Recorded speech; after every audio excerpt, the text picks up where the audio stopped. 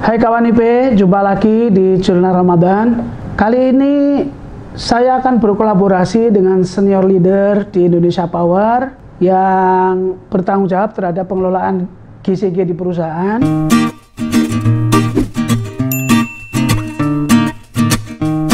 Indonesia Power baru memperoleh sertifikat SMAP, Sistem Manajemen Anti Penyuapan. Ini pencapaian yang luar biasa di masa pandemi ini. Secara digital, secara virtual kami diakses dan akhirnya kami menerima penghargaan tersebut. Nah, transformasi Indonesia Power salah satunya adalah menjaga governance, dan itu termaktub di dalam klausul-klausul di Sistem Manajemen Anti Penyuapan.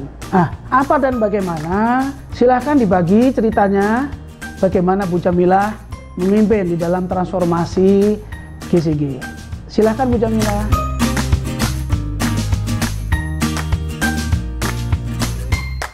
Hai kawan IP, pada kesempatan Sapa Asin Jurnal Ramadan episode kali ini, saya Jamilah Nur Hidayati sebagai Head of GCG and Corporate Information diberikan kesempatan untuk berkolaborasi bersama Dirut PT Indonesia Power Bapak M. Asin Sidki. Perubahan adalah satu-satunya hal konstan yang terjadi di dunia, dan tanpa terkecuali dunia bisnis.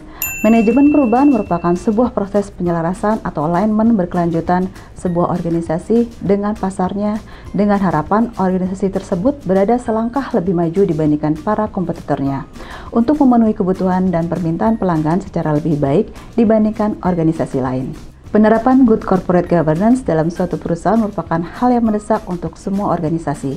PT Indonesia Power selalu meningkatkan implementasi GCG dari tahun ke tahun ke arah yang lebih baik. Dan pada tahun 2019, sesuai roadmap GCG yaitu Indonesia Power comply terhadap aturan ISO 37001/2016 tentang Sistem Manajemen Anti Penyuapan atau SMAP, maka disusunlah program anti korupsi. Dalam penerapan program anti korupsi, dukungan dan kontribusi semua unsur dari people, proses, dan teknologi sangat dibutuhkan. Untuk proses, dengan disusunnya beberapa kebijakan mulai kebijakan gratifikasi, WBS, dan anti penyuapan, serta kebijakan-kebijakan lain yang mendukung implementasi sistem manajemen anti penyuapan. Untuk teknologi, melalui pengelolaan sistem tata kelola perusahaan dengan proses digital yaitu menggunakan aplikasi ProGCG, di pengadaan dengan digital procurement, di keuangan dengan adanya iTrack, di pembangkitan dengan ROC, Digimon X, dan lain-lain.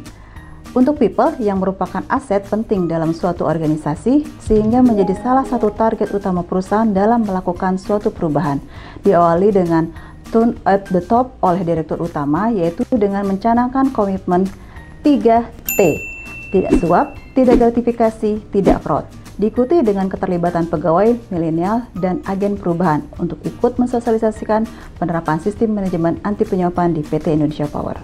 Tetapi itu semua tidak akan berhasil apabila semua insan Indonesia Power tidak ikut berkontribusi dan berperan aktif dalam mengimplementasikan sistem manajemen anti penyuapan tersebut, yaitu dengan memahami dan menandatangani fakta integritas, serta secara rutin melaporkan terkait kejadian gratifikasi dan benturan kepentingan juga berperilaku sesuai 3T, sehingga diharapkan dapat membangun integritas, etika, dan perilaku insan-insan Indonesia Power yang anti terhadap kecurangan.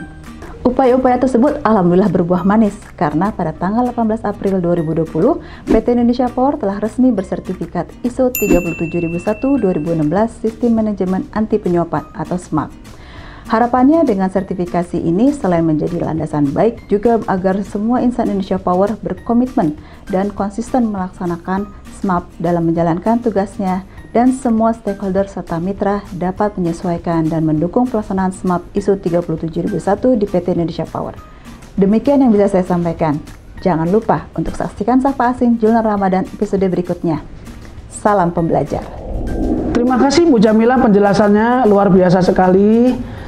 Kita tentu akan menjaga apa yang sudah kita terima, yaitu sertifikat Sistem Manajemen Anti Penyuapan. Masih ingat 3T, tidak suap, tidak gratifikasi, dan tidak fraud. Nah, ini akan menjadi bagian daripada budaya kita. Terima kasih dan sampai jumpa pada edisi berikutnya yang tidak kalah menarik.